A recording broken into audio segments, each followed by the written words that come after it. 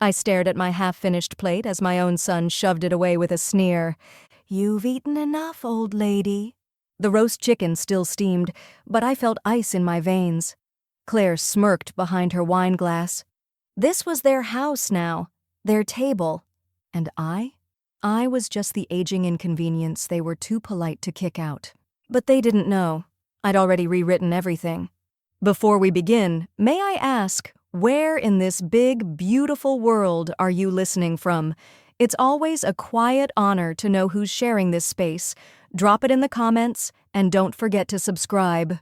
The roast chicken smelled of rosemary and garlic, but Helen barely noticed. She sat stiff-backed at the end of her son's gleaming quartz dining table, careful not to scuff the white linen napkin folded across her lap.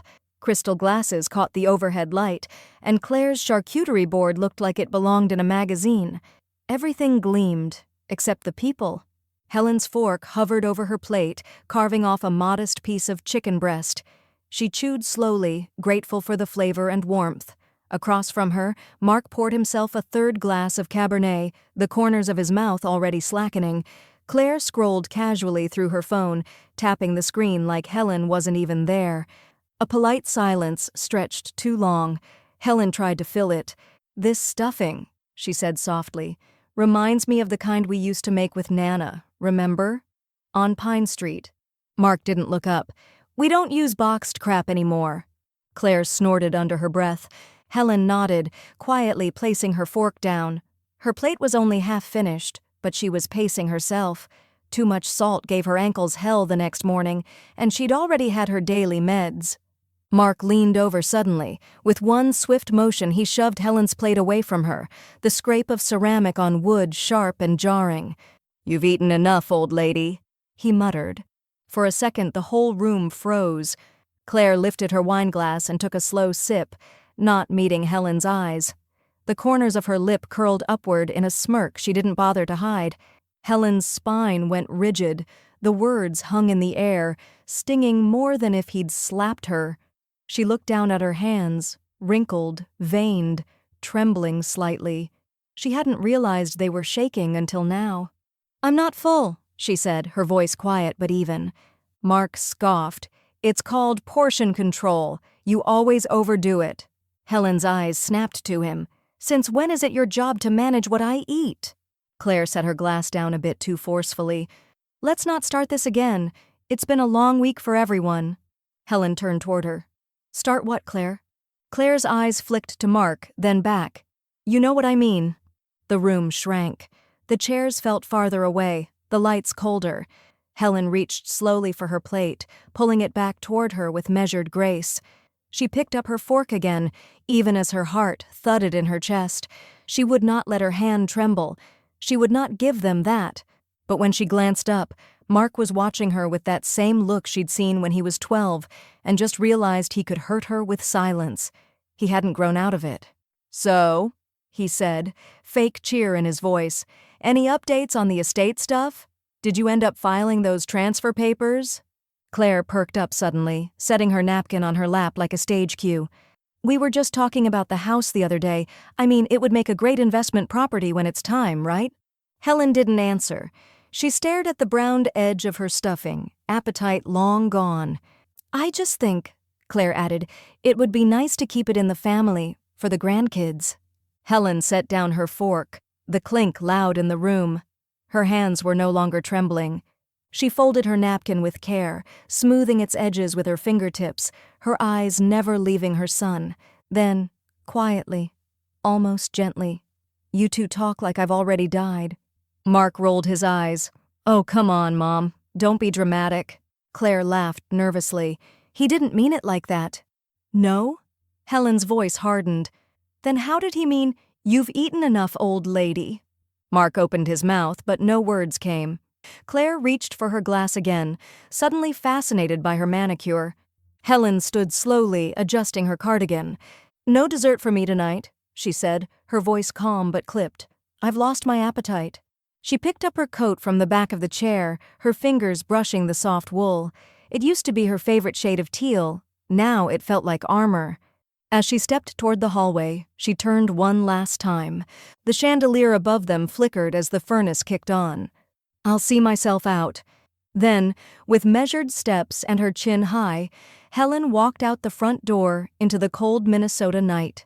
Snow hissed softly under Helen's boots as she stepped into Maple and Ash Cafe, the warm air fogging her glasses instantly.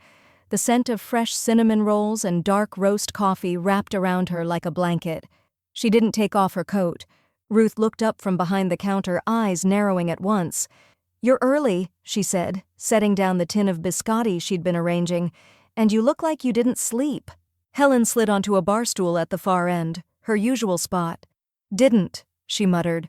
Ruth turned away without another word and began making Helen's usual black coffee, splash of oat milk, 2 sugars. When she placed the mug down, she paused. "You're shaking." Helen looked down. Her fingers, still in wool gloves, trembled lightly against the ceramic. She tried to laugh it off. "It's cold." "It's not just cold," Ruth said flatly. Helen sipped anyway. The heat scalded the tip of her tongue, grounding her for a second. "He pushed my plate away," she said, her voice catching. "At dinner, like I was a child. Said I'd eaten enough." Ruth stared, unmoving. "He what?" "Said," Helen inhaled shakily, "said I'd eaten enough. Called me an old lady. Right there at the table." For a moment the cafe was still, just the low hum of the espresso machine and the murmur of a college kid on his laptop in the corner. Then Ruth slapped the counter so hard that the biscotti jar rattled. "That's abuse, Helen. That's not family." Helen flinched, her shoulders tensed like she'd done something wrong. "I shouldn't have brought it up. It's not, look, it's just Mark being Mark. He doesn't mean—" "Don't you dare excuse that," Ruth snapped. "He's a grown man treating his mother like garbage at his own dinner table." Helen's eyes shimmered with something between guilt and exhaustion. "I raised him. What does that say about me?" "That you loved him more than he deserved," Ruth said, softening. She came around the counter and sat next to her, folding her hands on the counter like a witness giving testimony. Helen stared at the mug in front of her. Claire was smiling, not even pretending to be civil, like I was some burden they were too polite to kick to the curb. Ruth gave a sharp snort. That woman couldn't spell decency if you spotted her the D and the E. Helen managed a weak chuckle, but her eyes remained distant. Ruth leaned closer, lowering her voice. "Let me ask you something, Hel. If a friend told you her son humiliated her in front of his wife, pushed her plate away like she was a dog, would you tell her to suck it up and smile through dessert?" Helen hesitated. "No." "Exactly. So why are you treating yourself worse than you'd treat a stranger?" Helen blinked. That landed harder than she expected. Ruth kept going, gentler now. "You gave him everything. And if this is what he's become, then maybe he doesn't deserve what's left." Silence hung between them. Ruth didn't push. Helen needed the space to let the words settle. After a while, Helen reached for her coffee again. Her hands had steadied. "You know," she said quietly, "when I walked out last night, I wasn't angry. I was hollow. Like something had cracked open and nothing came out." "That's not hollow," Ruth said. "That's freedom trying to find its way in." Helen turned her head, eyebrows lifted. "Poet now?" "Always been," Ruth smiled, "just hidden behind coffee grounds and sarcasm." Helen looked down, tapping her nail gently on the ceramic rim of her mug. "I don't want to die and have him own the ending." Ruth's expression turned fierce, her voice low and steady. "Then don't let him write it." The office was quieter than she expected. No ringing phones, no secretaries typing away. Just the soft tick of a grandfather clock and the scent of old wood polish clinging to the paneled walls. Helen stood in the doorway for a moment, unsure if she should knock, even though the door was already open. "Mrs. Ward?" a calm voice called from inside. "Come in." Thomas Blake rose from behind a mahogany desk that looked older than both of them put together.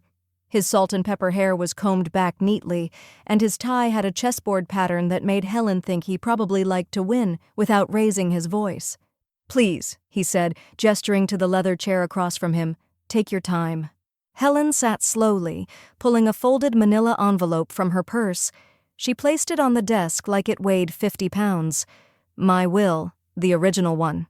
Thomas opened it gently, scanning the typed lines with careful eyes. He flipped to the last page, then looked up. "You've left everything to your son." Helen nodded once. "That was before." Thomas didn't pry. "Do you want to discuss alternatives, or have you already made your decision?" Her voice was steady. "Erase his name." There was a beat of silence. He didn't ask why. He didn't ask what happened. He just nodded, once with the clean precision of a man used to dealing with irreversible decisions, and turned to a legal pad beside him. "I'll draft a full revocation, then we can begin the new trust. Are you thinking of a charitable beneficiary?" "Yes," she said. "The community library, the one on Hennepin, the one with the reading program for foster kids." Thomas's pen didn't pause. "Excellent choice. They've had budget cuts the last 2 years." Helen watched his hands work. There was something oddly soothing about the scratch of pen on paper, the methodical way he turned each page in his binder before moving on. Her breathing slowed. "Will this hold up?" she asked finally. "If you follow through and sign the trust in full, yes. Your son has no automatic claim. People assume blood makes things permanent. It doesn't." He looked up, eyes sharp but not unkind. "This office specializes in, well, let's just say we make clean exits." Helen allowed herself the ghost of a smile. "I've always cleaned up my own messes." "You're not the mess," he replied. She looked away, suddenly blinking back heat behind her eyes. "You don't know him." "I don't have to," Thomas said gently. "People don't come here until they've already made peace with the pain. What they want is control." Helen breathed in deeply, nodding. Thomas pushed a new document toward her, crisp and freshly typed. "Review this, then we'll get your signature notarized." She took the pen with a steady hand. Her eyes scanned the lines slowly, absorbing each word like it was a stone she was setting in place to build something stronger. Her name, Mark Ward's name, struck through. The name of the library centered in black ink underlined. She signed. The click of the pen sounded louder than it should have in the silent office. Thomas stood and walked the papers to a small cabinet, locking them inside. "It's done." Helen exhaled, not a sigh, not quite relief, something deeper, like shedding skin. "I didn't think it'd be that easy," she murmured. "It's never easy," Thomas said. "It's just right." Helen sat by the window in Thomas's office as the morning light poured through tall, slatted blinds, streaking across the contract laid out in front of her like a path. She could hear the rhythmic ticking of the same grandfather clock from before, but today it didn't feel intimidating. It felt like punctuation, like something was being closed, sentence by sentence. Thomas, meticulous as ever, flipped through a freshly printed stack of documents.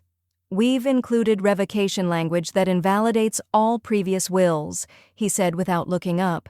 "And we've structured the library grant through an irrevocable trust. Mark won't be able to touch a cent." Helen nodded. She had slept the night before, finally, and it showed. The shadows under her eyes had lessened. Her cardigan was pressed. Her lipstick, while subtle, was fresh. "I want the library's youth program protected," she said. "No loopholes. No handoffs to some future city budget committee." Thomas smiled faintly. "Already done. It's a restricted endowment. That money will keep those kids reading long after we're both gone." Helen breathed in through her nose, one hand resting over the other on the edge of the table. Her fingers didn't tremble this time. "Good." He passed her the final document, turning it gently to face her. "Sign here, then again at the bottom, and one last time on the acknowledgement page." She picked up the pen, weighty and brass. Her signature flowed in deliberate strokes, measured, firm, without hesitation. Each letter felt like a chisel strike against the version of her life she was leaving behind. When she was finished, Thomas collected the papers and tucked them into a pristine folder embossed with his firm's name. "Next stop's the county records office. You'll want it on file officially." "Do I need to bring anything?" "Just the folder," he said, standing. "And your conviction." The county records office wasn't warm, but it wasn't cold either, just institutional. Gray tile, fluorescent lighting, rows of chairs no one wanted to sit in. Helen stepped up to the clerk's counter with the folder pressed firmly under one arm. "Can I help you?" the young woman asked without glancing up from her screen. I have a revised trust that needs recording. Helen Ward. That got her attention. Emily Tran looked up, glasses slipping a little down her nose. Her face softened. Of course, Ms. Ward. I can take care of that personally. Helen handed her the folder and Emily opened it with practiced efficiency, fingers moving swiftly across the pages. Attorney Blake does good work. Very clean. I'll scan and certify them, then stamp them into the public record. Shouldn't take more than 10 minutes. Helen stood there while Emily worked, the scanner beeping softly with each page that slid through. She studied the seal on the wall. Hennepin County, Clerk of Records. The words felt heavy with finality and, strangely, peace. After a final beep and a click of a lever, Emily pressed a red stamp into the top page. Then another, then another. Thunk, thunk, thunk. She slid the stamped originals back into the folder and handed them over with a respectful nod. You're all set. You've made your decisions permanent. Helen let out a breath that seemed to come from somewhere below her ribs. Good. Ruth didn't wait for her to get to the counter when Helen returned to Maple and Ash that afternoon. She caught sight of the folder tucked under her arm and broke into a grin so wide it made the teen barista do a double take. Helen held it up like a trophy. Stamped and recorded. Ruth let out a small whoop and thumped her hand on the counter. Hot damn, that's my girl. I thought I'd feel guilty, Helen admitted, sliding onto her usual stool. But I don't. Not even a little. You know why? Ruth leaned in, lowering her voice. Because this isn't revenge. This is justice. Helen smiled into her coffee. For the first time in days, it tasted sweet. The wineglass was already full when Helen arrived. Cabernet, your favorite, Mark said, his grin too wide to be sincere as he ushered her into the dining room. The house was spotless. Again, not lived in clean, but curated, like a showroom. Claire's signature, nothing out of place, not even affection. Helen hung her coat on the same hook by the door, slow and deliberate. She didn't smile back. Thanks, she said, her voice smooth as glass. Mark guided her to her seat at the end of the long table. Pot roast steamed in the center, surrounded by bowls of buttery mashed potatoes, roasted carrots, and Claire's ever-present kale salad that no one seemed to actually eat. You've outdone yourselves, Helen said, placing her napkin on her lap. Claire gave a light laugh as she set down the bread basket. We try to keep things special when family's over. Helen glanced up. I'm sure. The wine was rich, velvety, almost too sweet. Helen took one sip and set it aside. Mark pulled out his phone, pretending to check a message, then slid it away with a casual flick of his thumb. So, he said, spooning gravy over his roast, any updates on the estate stuff? I remember you said you were going to file some papers. Helen sliced a small piece of meat and placed it in her mouth, chewing thoughtfully. I did. Mark looked up. Oh yeah? Helen nodded. All filed. Claire leaned in slightly. Well, that's good. It'll be such a relief to know things are squared away. I'm sure it will, Helen said, reaching for the carrots. She moved with unhurried grace, like time obeyed her now, not the other way around. Mark chuckled, playing with his fork. Guess we can finally stop nagging you about writing a real will, huh? Helen didn't respond. Claire took over. And it'll be good to know the house stays in the family, too. The kids always loved visiting. So many memories there. Helen tilted her head, as if genuinely considering the statement. She said. Memories. Mark raised his glass in a faux toast. Here's to keeping things where they belong. Helen set down her fork gently, the silver edge barely making a sound against the plate. She looked at Mark, then Claire, then back to Mark. Her tone was so quiet, so even, it took them both a moment to realize what she'd said. You're not in it anymore. Mark blinked. What? Claire froze, her wineglass hovering inches from her lips. I said, Helen repeated, her voice unshakable, you're not in the will anymore. Either of you. The silence that followed was glacial. Mark's smile faltered. Mom, what are you talking about? Helen reached into her purse and slid a folded paper envelope across the table. The firm's name, Blake and Levitt, Estate Counsel, was printed in clean black letters. Mark didn't touch it. Claire narrowed her eyes. "You're joking." Helen folded her hands in her lap. "Number, the house, the savings, the Roth IRA, even the family jewelry, every bit of it is gone from your reach." "You're giving it to some stranger?" Mark snapped. "No," Helen said, her voice hardening. "To children who never told me I'd had enough. To readers who still see value in what I have left to give." Mark's face darkened, his jaw tightening. "You can't do that." "I already did." Claire's wineglass hit the floor before either of them could speak. The shatter rang out like a gunshot, the deep red liquid splattering across the pale rug in dramatic arcs. It bled outward beneath the table, soaking into the fibers like it belonged there. Mark didn't flinch. He couldn't. His hand still hovered midair, fork suspended inches from his plate, a chunk of pot roast skewered on the tines. His jaw clenched, then unclenched, then clenched again. Helen didn't blink. She reached calmly for her napkin, dabbing at the corner of her mouth, as if someone had merely asked her to pass the salt. Claire was the first to recover. "You came into our home just to humiliate us?" Helen didn't answer. Mark dropped his fork with a dull clang against the china. His voice dropped to a dangerous low. "You've gone senile." Helen stood slowly. "No, Mark. I've gone clear." Her chair scraped softly as she pushed it in.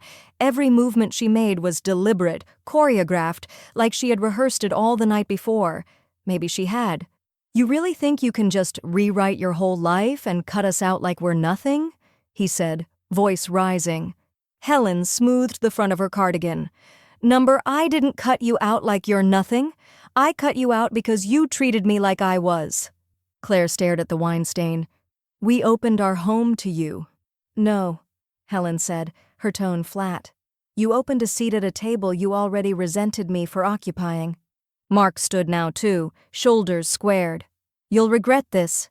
Helen turned her eyes on him. Cool, level, unimpressed. "Number regret was thinking I had more time to fix who you became." He took a step closer. "You don't walk away from your family." "I didn't," she replied. "I walked back to myself." For a second, it looked like he might say something else, but nothing came. Not anger, not apology, just silence. A choking, thick, electric silence that filled the space between them like smoke from a slow-burning fire. Claire folded her arms, lips pressed so tight they went colorless. Helen picked up her purse and slung it over her shoulder. She walked to the foyer, calm and unhurried, her heels tapping across the hardwood like punctuation marks. At the door, she paused and looked over her shoulder. "I didn't come here for your reaction," she said. "I came here for my freedom." And then she left. The door clicked shut behind her. Outside, the air was colder than expected for mid-April. A wind swept down the block, kicking up the last brittle leaves that winter hadn't quite finished off. Helen zipped her coat, tucked her scarf close, and began walking. Not toward her car, but just forward, down the sidewalk, letting her body lead. For the first time in years, her pace wasn't tentative. Her hands didn't shake. Her throat didn't tighten. The house behind her loomed silently in her periphery. She didn't look back. She kept walking. Back inside, Claire bent down with shaking hands to pick up the broken glass, muttering about the rug, the wine, the waste. Mark stood frozen at the table, staring at the untouched plate in front of him. He finally reached across the table and tore open the envelope she had left. Inside was the formal copy of the amended trust. His name, once printed on nearly every line, was nowhere. The only part that remained was the final page, her signature, Helen Ward in black ink, deliberate and unshaken. The first thing Helen did when she got home was take off her shoes. Not at the door, like polite habit dictated, but right in the middle of the living room, like she owned the air again. The house was still. Not silent in the aching way Mark's dining room had been, but warm and alive with the old comforts. The faint hum of the fridge, the creak of the floorboards settling, the soft tick of the wall clock that never quite kept perfect time. Everything familiar, everything hers. She set her purse down on the entry table and turned toward the kitchen, already reaching for the kettle when the phone on the wall rang. Not her cell phone, the landline, Only 4 people ever used it anymore. She stared at the caller ID. Mark. Helen didn't answer. She let it ring out. The machine kicked in. A pause, then his voice, louder than necessary, like he assumed she was hard of hearing. Mom, we need to talk. She stood by the stove, letting the kettle heat, her eyes fixed on the small red light blinking with each recorded second. You can't just pull something like this without thinking about the consequences, he continued, his tone straining for calm. You've been emotional, and Claire and I, well, we were surprised, that's all. But this doesn't feel like a decision made with a clear head. A pause. Breathing. You're not being fair after everything we've done. The message ended with a hard click. Helen reached for the phone. Pressed 7. Message erased. The kettle hissed behind her, just beginning to rumble. She turned to it, filled her favorite ceramic mug, the blue one with the chip on the rim, and dropped in a peppermint tea bag. She didn't stir, just stood there, letting the steam curl around her face. Her fingers wrapped around the mug slowly, warming her palms. The phone rang again. This time it was her cell phone, buzzing against the dining table with Ruth's name glowing on the screen. Helen answered on the 3rd ring. You okay? Ruth asked immediately. I've been staring at the clock like a lunatic since you left for that dinner. Helen smiled softly and sat down in her usual chair by the front window. I'm fine. How'd it go? Helen looked out the window. The sky had begun to spit snow, fat flakes drifting lazily down. It wouldn't stick. April snows rarely did, but it was still beautiful. He's rattled, Helen said, sipping her tea. That means it worked. It did. Ruth hesitated on the line, then let out a satisfied sigh. You sound different. I feel different. The words came out like a realization more than a statement. Helen glanced at the small basket of yarn beside her chair, pulled it closer, and began working the needles into motion. Automatic, familiar, comforting. What are you knitting now? Ruth asked. Not sure yet, Helen replied. Maybe a scarf, maybe just space. Ruth laughed, warm and proud. Well, knit your piece, Hel. You earned every stitch. They hung up soon after. No drama, no crisis, just quiet solidarity. Helen sat working her yarn as snow flurried against the windowpane in slow motion. The house, for all its age and creaks, felt anchored, not lonely, not empty, just full of the kind of silence that meant she was no longer shrinking to survive. The kettle hadn't even finished boiling when Helen returned from her walk and reached for the phone. She had been waiting for Thomas's call, and, just as he always did, he was precisely on time. His voice came through the speaker calm, unflappable, like the click of a lock sliding into place. Everything has been processed, Thomas said. I've confirmed the filing is sealed and officially registered with the county. The trust is executed, the previous will revoked.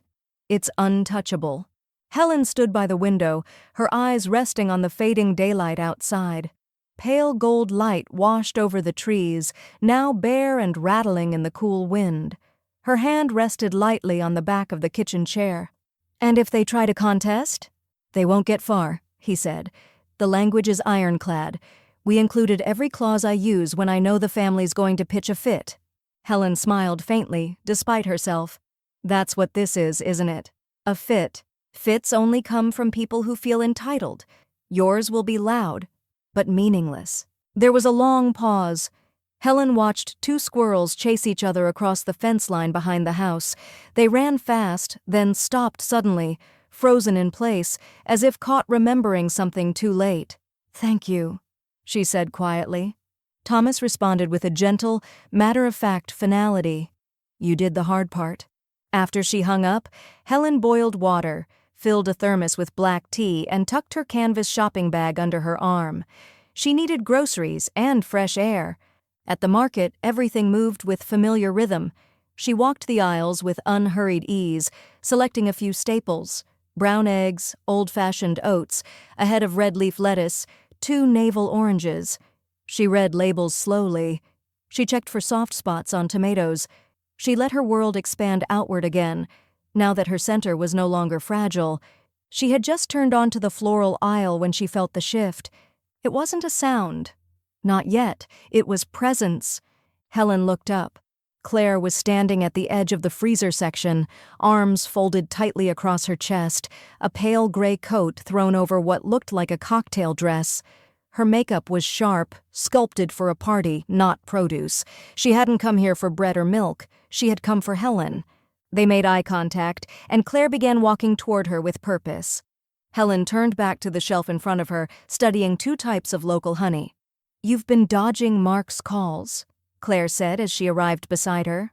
Her voice was low and clipped, but her posture was taut, as if she was balancing on the edge of something dangerous. Helen remained still, took one of the jars, read the label again, and placed it gently into her basket. "You have to fix this," Claire said, the words louder now. "You don't know what you've started." Helen didn't respond. She pushed her cart forward, toward the next aisle. Claire followed. "This isn't a game, Helen. You may think you're teaching some grand lesson, but you're ruining lives. You are destabilizing everything: Mark's career, our finances, our future." Helen stopped her cart at the end of the aisle and turned just enough to meet Claire's eyes. Her voice, when it came, was even and low. "I'm not destabilizing anything. I'm refusing to fund people who treat me like I'm already gone." Claire's expression twisted slightly, the tight veneer of control beginning to slip. "You're bitter. That's all this is." "No," Helen said calmly.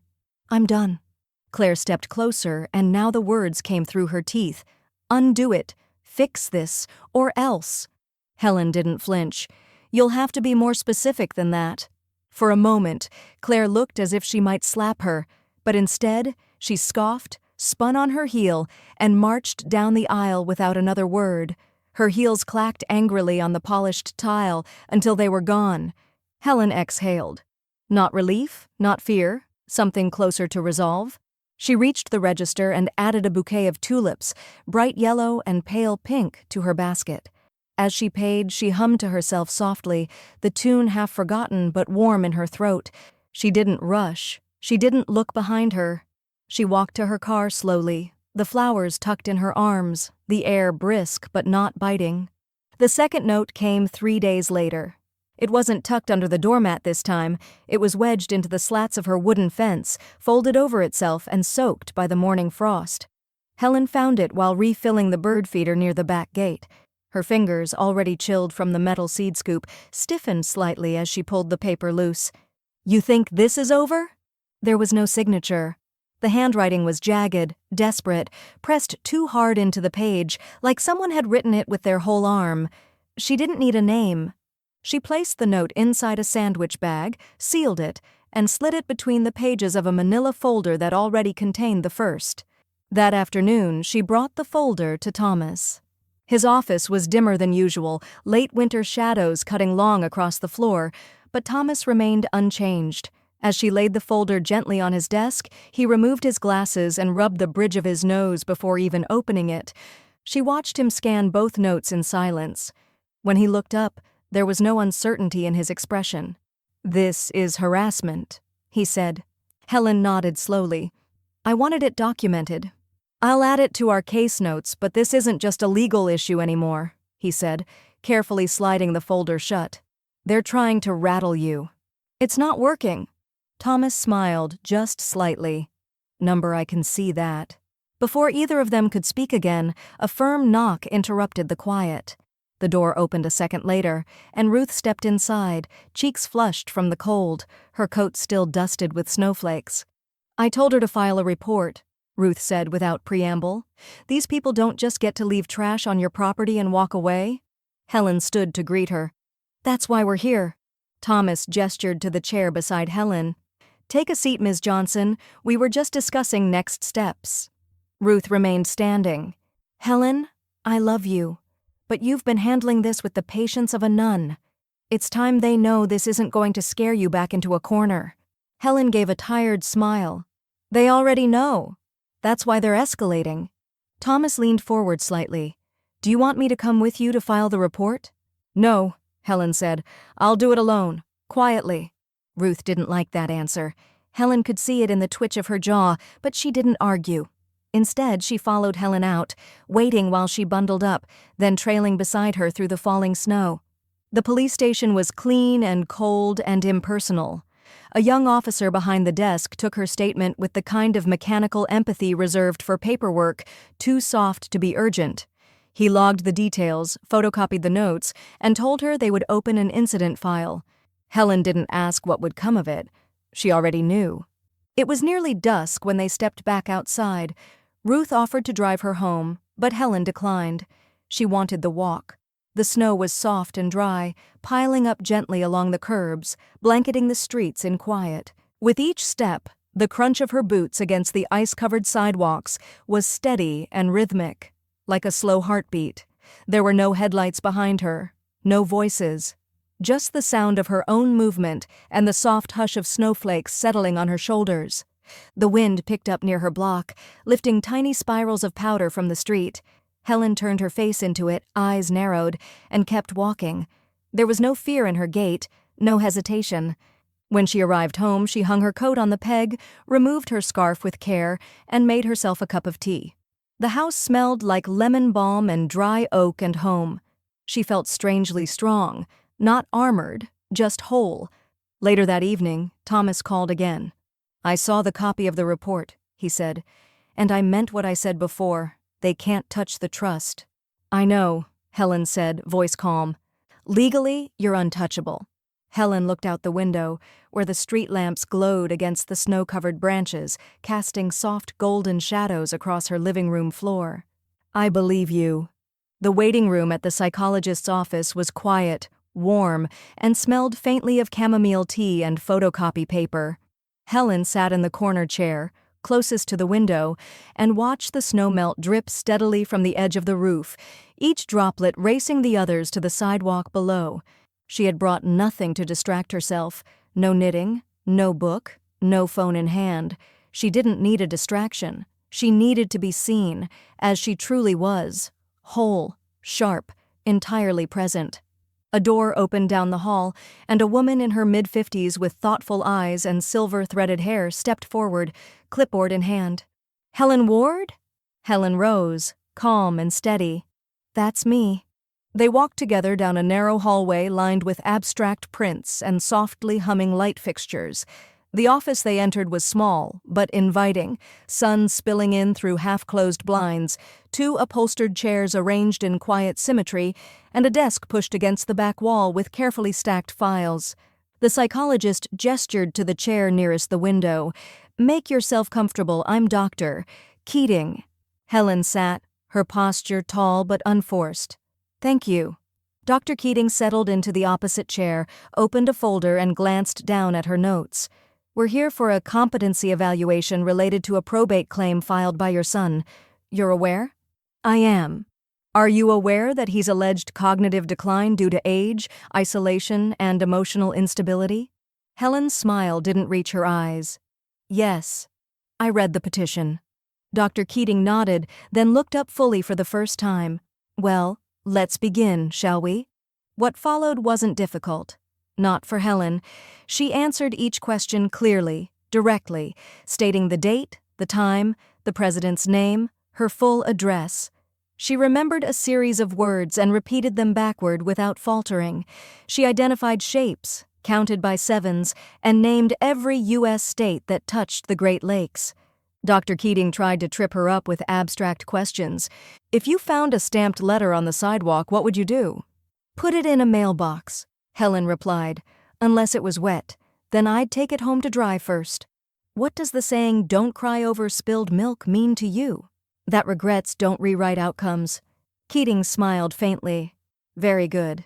They moved to a short discussion about Helen's medical history, her daily routines, her financial decisions, how she paid bills, how she managed medication, how often she drove. At one point, Dr. Keating paused and asked, "Why do you think your son filed this?" Helen answered without blinking, "Because control is louder than love in his world." The room was quiet after that. There was a long pause. Helen watched 2 squirrels chase each other across the fence line behind the house. They ran fast, then stopped suddenly, frozen in place, as if caught remembering something too late. "Thank you," she said quietly. Thomas responded with a gentle, matter-of-fact finality. You did the hard part. After she hung up, Helen boiled water, filled a thermos with black tea, and tucked her canvas shopping bag under her arm. She needed groceries and fresh air. At the market, everything moved with familiar rhythm. She walked the aisles with unhurried ease, selecting a few staples: brown eggs, old-fashioned oats, a head of red leaf lettuce, 2 navel oranges. She read labels slowly. She checked for soft spots on tomatoes. She let her world expand outward again, now that her center was no longer fragile. She had just turned onto the floral aisle when she felt the shift. It wasn't a sound. Not yet. It was presence. Helen looked up. Claire was standing at the edge of the freezer section, arms folded tightly across her chest, a pale gray coat thrown over what looked like a cocktail dress. Her makeup was sharp, sculpted for a party, not produce. She hadn't come here for bread or milk. She had come for Helen. They made eye contact, and Claire began walking toward her with purpose. Helen turned back to the shelf in front of her, studying 2 types of local honey. You've been dodging Mark's calls, Claire said as she arrived beside her. Her voice was low and clipped, but her posture was taut, as if she was balancing on the edge of something dangerous. Helen remained still, took one of the jars, read the label again, and placed it gently into her basket. You have to fix this, Claire said, the words louder now. You don't know what you've started. Helen didn't respond. She pushed her cart forward, toward the next aisle. Claire followed. This isn't a game, Helen. You may think you're teaching some grand lesson, but you're ruining lives. You are destabilizing everything: Mark's career, our finances, our future. Helen stopped her cart at the end of the aisle and turned just enough to meet Claire's eyes. Her voice, when it came, was even and low. I'm not destabilizing anything. I'm refusing to fund people who treat me like I'm already gone. Claire's expression twisted slightly, the tight veneer of control beginning to slip. You're bitter. That's all this is. No, Helen said calmly. I'm done.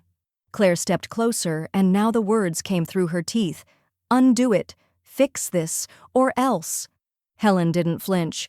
You'll have to be more specific than that. For a moment, Claire looked as if she might slap her, but instead, she scoffed, spun on her heel, and marched down the aisle without another word.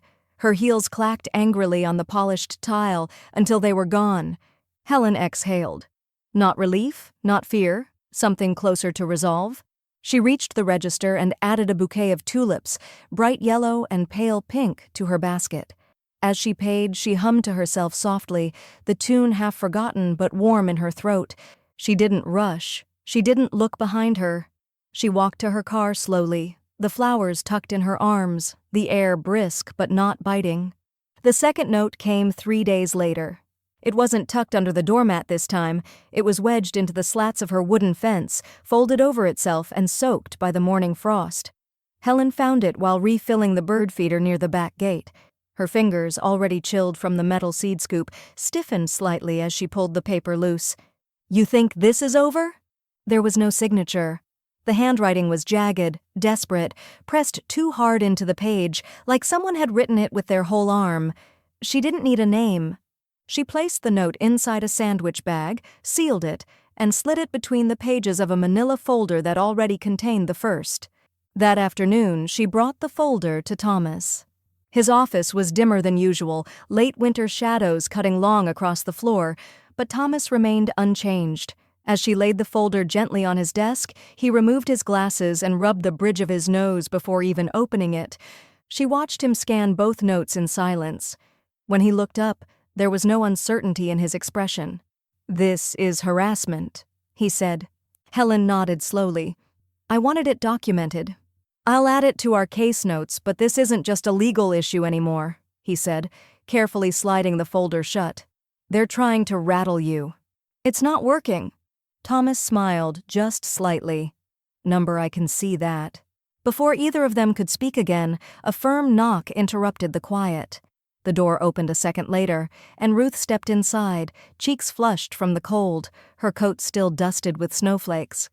I told her to file a report, Ruth said without preamble. These people don't just get to leave trash on your property and walk away. Helen stood to greet her. "That's why we're here." Thomas gestured to the chair beside Helen. "Take a seat, Ms. Johnson. We were just discussing next steps." Ruth remained standing.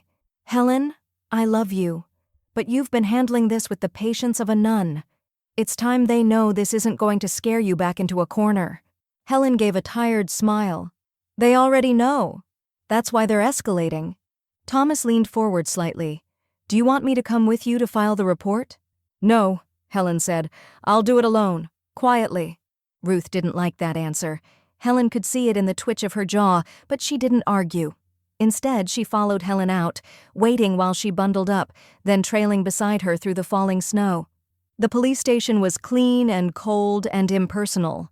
A young officer behind the desk took her statement with the kind of mechanical empathy reserved for paperwork, too soft to be urgent. He logged the details, photocopied the notes, and told her they would open an incident file. Helen didn't ask what would come of it. She already knew. It was nearly dusk when they stepped back outside. Ruth offered to drive her home, but Helen declined. She wanted the walk.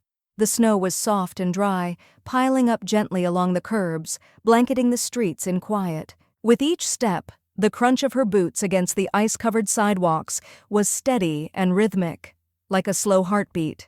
There were no headlights behind her, no voices. Just the sound of her own movement and the soft hush of snowflakes settling on her shoulders. The wind picked up near her block, lifting tiny spirals of powder from the street.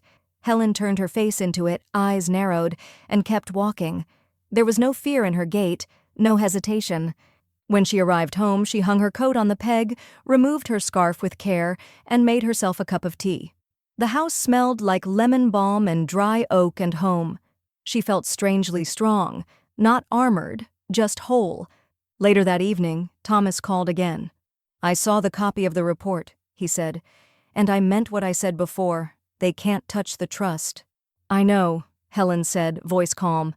"Legally, you're untouchable."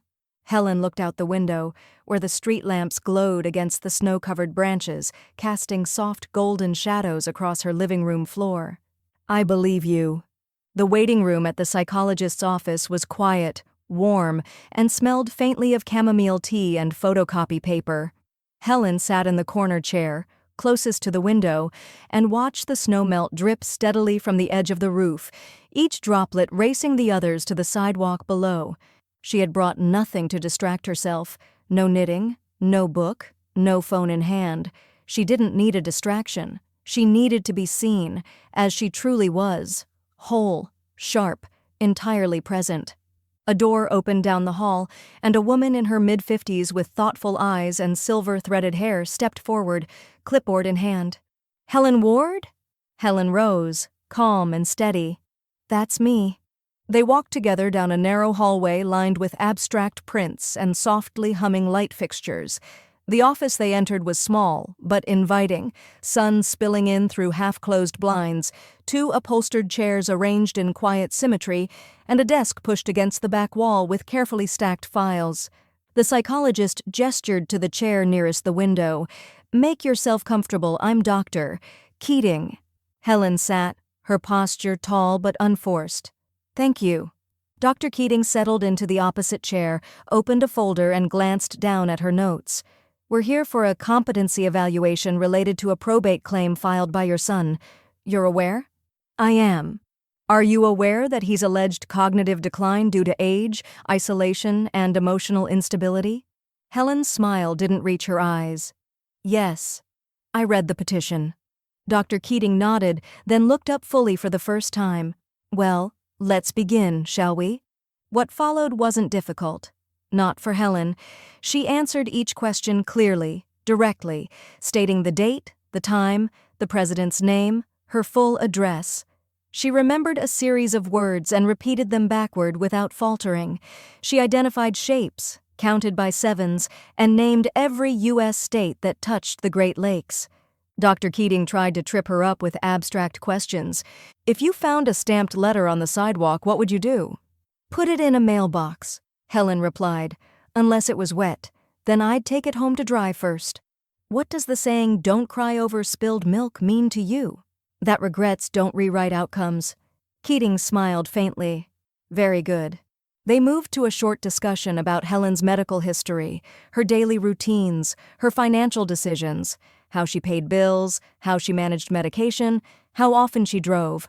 At one point, Dr. Keating paused and asked, "Why do you think your son filed this?" Helen answered without blinking, "Because control is louder than love in his world." The room was quiet after that. When the evaluation ended, Dr. Keating stood and extended her hand. "You're remarkably articulate, Mrs. Ward. You've passed every standard measure." Helen shook her hand, firm and polite. "I'm not surprised." The hearing took place 1 week later in a modest probate courtroom with high ceilings and unforgiving acoustics. The judge was a woman in her 60s with short gray curls and a reputation for no-nonsense rulings. Helen sat at the front beside Thomas, who wore a navy suit and brought 4 neatly labeled binders.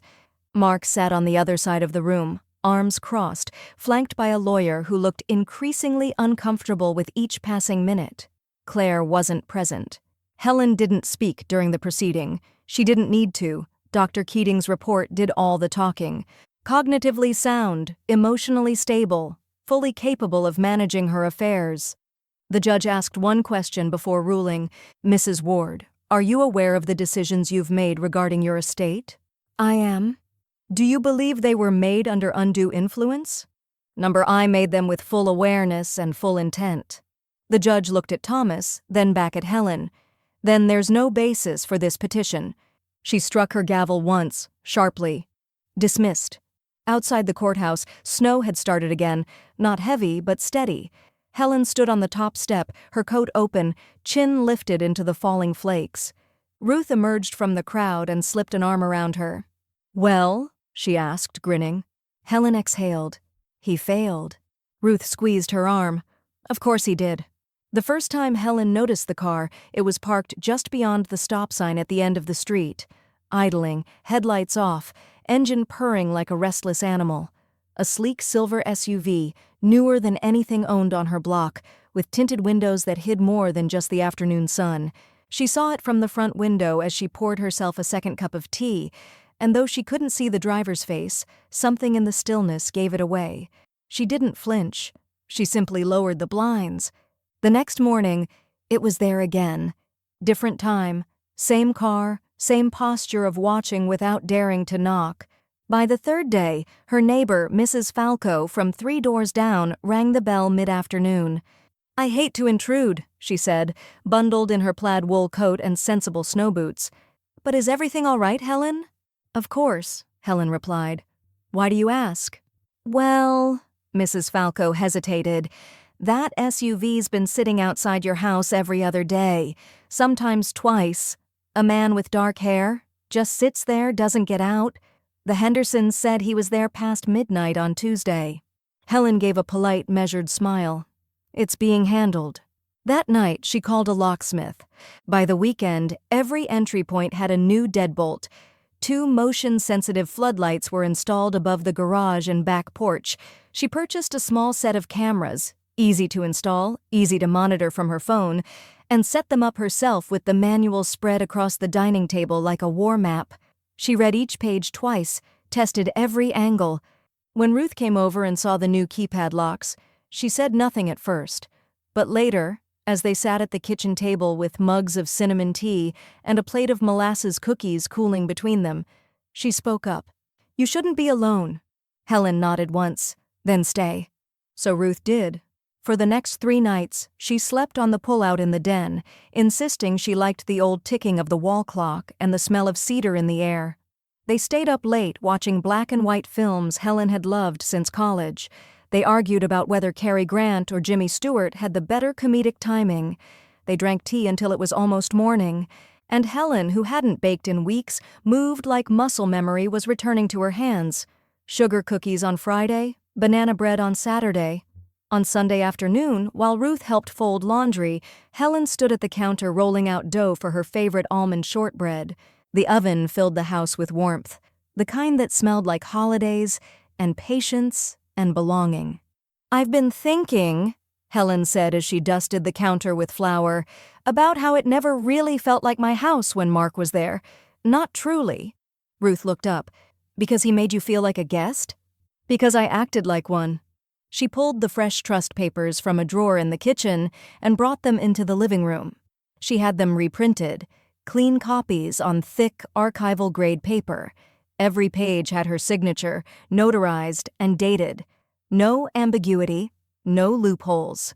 She placed the folder in the fireproof safe beneath her bedroom floorboards, beside the deed, her passport, and a photo of her and her husband taken on their first anniversary. The safe clicked shut, secure and quiet. Later that night, Helen stood at the window again. The street was quiet. No SUV, no headlights. But she didn't let herself relax fully. She didn't believe in ghosts, but she knew what a person could become when they were denied the thing they believed they deserved. She checked her locks, twice. The sound came just after 3 a.m., a single sharp crack, followed by the unmistakable patter of shattered glass hitting hardwood. Helen didn't bolt upright. She opened her eyes slowly, as if she had been expecting it. She lay still for a moment, listening. The house around her was hushed except for the occasional groan of old pipes and the gentle hum of the furnace. Then came the cold whisper of wind sliding through someplace it didn't belong. A window had been broken. She rose, pulled on her robe, and reached for the flashlight on her nightstand. She didn't turn it on right away. There was enough moonlight spilling in through the hallway to guide her down the stairs. The hardwood was cool under her bare feet, but she moved calmly, her breath steady. In the dining room, the side window above the buffet table had been shattered inward. A jagged hole gaped through the middle of the pane, its sharp edges catching the moonlight like teeth. Glass littered the rug and hardwood in scattered constellations. Helen turned on the flashlight, traced the beam slowly across the room, and saw what had come through. A brick, wrapped in duct tape. She didn't touch it. She turned off the flashlight, walked back upstairs, and called the police. By the time the two officers arrived, the sun had not yet risen, but the sky had begun to lighten, the earliest suggestion of morning creeping along the horizon. Ruth was already downstairs, standing at the edge of the broken window in her wool socks and flannel pajama pants. Helen had made tea. She sat at the kitchen table, one leg crossed over the other, her mug steaming quietly between her hands. The younger officer crouched to examine the brick while his partner jotted notes on a narrow pad. He glanced at Ruth, then at Helen. Any idea who might have done this? Helen didn't look away from her tea. Yes. Someone you're in a legal dispute with? Yes. Do you feel unsafe at this time? No, she said calmly. I've already taken precautions. The younger officer rose and gestured to the brick. No note. No fingerprintable surface with this much tape, but we'll log it, file the damage. Patrol will keep an eye on the street for a few days. His partner cleared his throat, tapping his pen against the pad. You're sure you don't want to press charges? Helen took a sip of tea, then set the mug down gently. Not yet. Ruth's head snapped toward her. Helen raised a hand not as a silencing gesture, but one of steady, measured restraint. He's unraveling on his own, she said. I'd rather let him keep proving it. The officer's pen paused, hovering above the page, then scribbled something down. We'll file it under criminal mischief and intimidation, but I respect your decision. If anything escalates, call immediately. We will, Ruth said, stepping forward, arms folded tightly. And next time, I will press charges. The officers thanked them and left. The front door closed behind them with a soft click, and the house fell back into quiet again. Helen stood, poured the rest of her tea into the sink, and began sweeping up the glass as if it were just another chore in the rhythm of her day. Ruth helped without asking.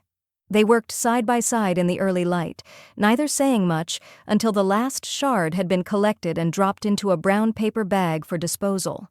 I don't know how you're so calm, Ruth said finally, handing her a dustpan.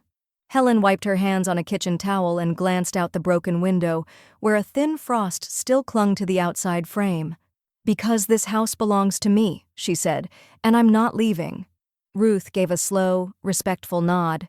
Helen opened the cabinet, pulled out her vacuum's extension hose, and began working glass from between the cracks in the baseboard.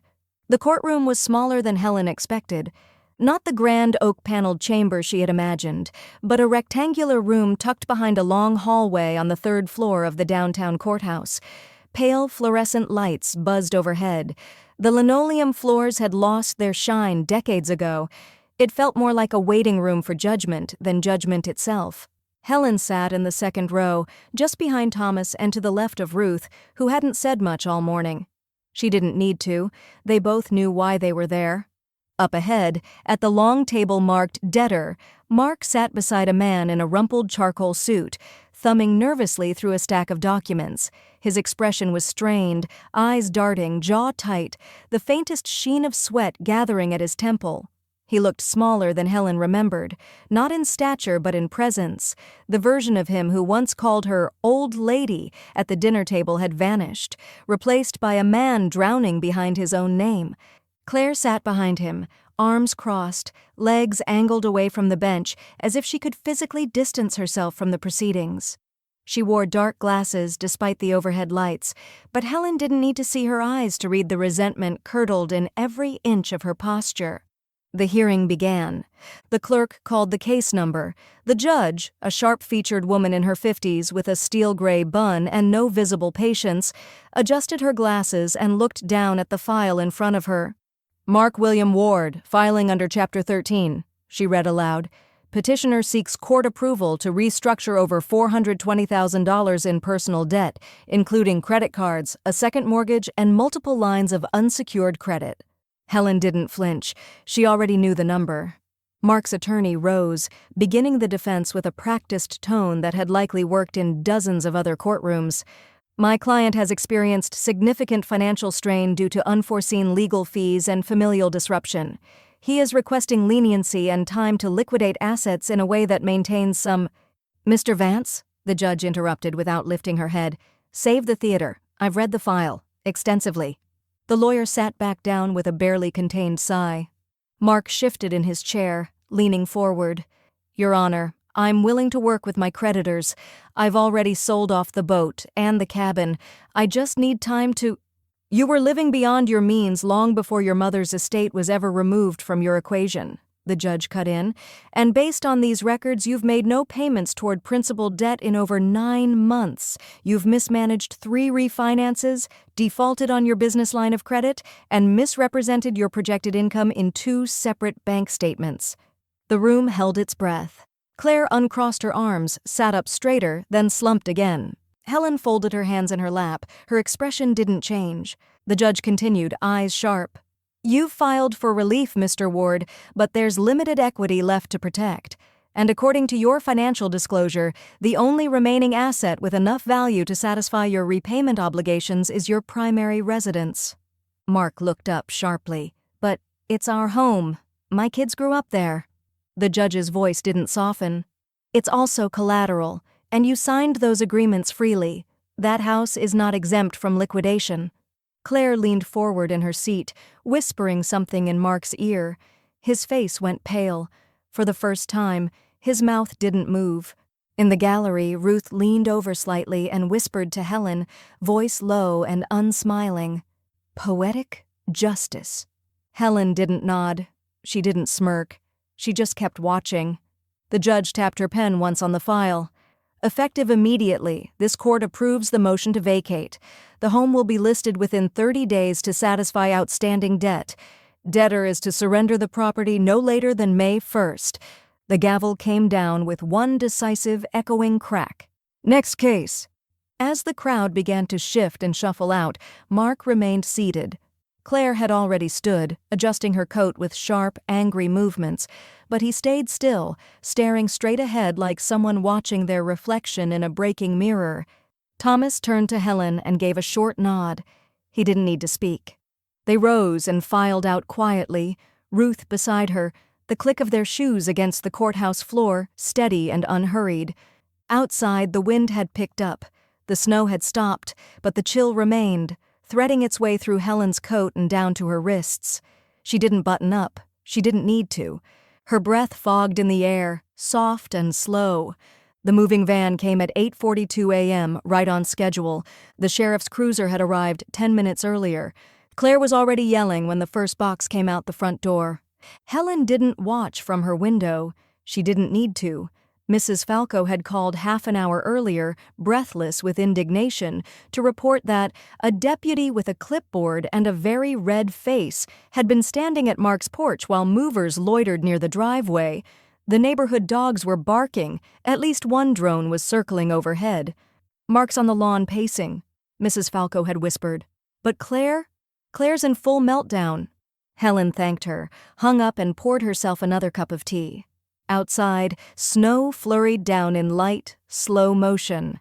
Not a storm, just a hush falling over everything. The kind of snowfall that padded sound and softened harsh lines. Inside her bungalow, the fireplace crackled steadily. A wool blanket draped over Helen's knees. She stirred her tea with a silver spoon, one circle at a time, then set it down and leaned back in her chair. The book in her lap had been open for 10 minutes. She hadn't turned the page. She didn't need to. Across town, her son was being ordered off his own property, escorted by uniformed officers, watched by neighbors who remembered when he bragged about lake vacations and quarterly bonuses. Claire was shouting about family betrayal and manipulative old women, while a mover rolled a Peloton bike down the walkway with the casual efficiency of someone used to marital fallout. Helen closed her book finally. The fire warmed the sides of her legs through the wool, and she let it. An hour later, Ruth arrived with a fresh cherry pie. "No frozen crust this time," she declared proudly, wiping snow from her coat sleeves as she stepped inside. "This one's the real deal. Handmade lattice top and everything." Helen took the box, unwrapped it slowly, and peered down at the deep crimson filling. "It looks like revenge." Ruth smirked. "It tastes like peace." They ate slices in the living room, plates balanced on their laps, legs curled under them like girls at a sleepover. The fire had settled into a mellow burn, glowing more than crackling now. "I saw a clip," Ruth said between bites. "Some local reporter caught Claire yelling at a deputy, claimed she was being evicted by a senior citizen cult." Helen laughed, not bitterly but lightly, like something had cracked open in her chest and let the air move through again. "Sounds like she's adjusting well." Ruth raised her fork. "To you, Helen Ward, the quietest wrecking ball I've ever met."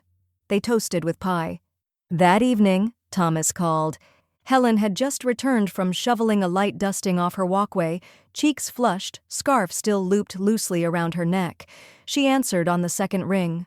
"Thomas," she said, pulling her cardigan tighter. "Just wanted you to hear it from me," he said, voice clear and calm as ever. "Everything's finalized on the trust. We added the recent attempts to contest and the police reports to your security file. The system's locked tighter than ever." Helen let out a slow breath. "So that's it?" "That's it," he confirmed. "Short of you changing your mind, your estate is legally impenetrable. Not even a whisper of a loophole left." "Good," Helen said. There was a pause, gentle, not strained. "I hope you'll let this be over now," Thomas added. "You've done everything right. It's okay to just live again." Helen looked toward the window. Outside, the snow had started again, this time more insistently. Fat flakes spiraled under the glow of the porch light. Her lawn was already blanketed, untouched and pure. "I plan to," she said. "Call if anything changes." "I will." She hung up and stood for a moment, letting the quiet sink in. No distant engines, no flicker of headlights, no sharp edge of threat hiding between her walls. She walked back into the living room, tucked her blanket around her lap again, and stared into the fire until her eyes stopped searching. In her bungalow, small, worn, entirely hers, Helen felt something rare and complete. Not victory, not vindication. Equilibrium. The library smelled like paper and warmth and possibility. Its old radiators hissed gently beneath wide windows, and strings of white lights were draped between the ceiling beams like constellations. The room glowed, not from grandeur, but from attention.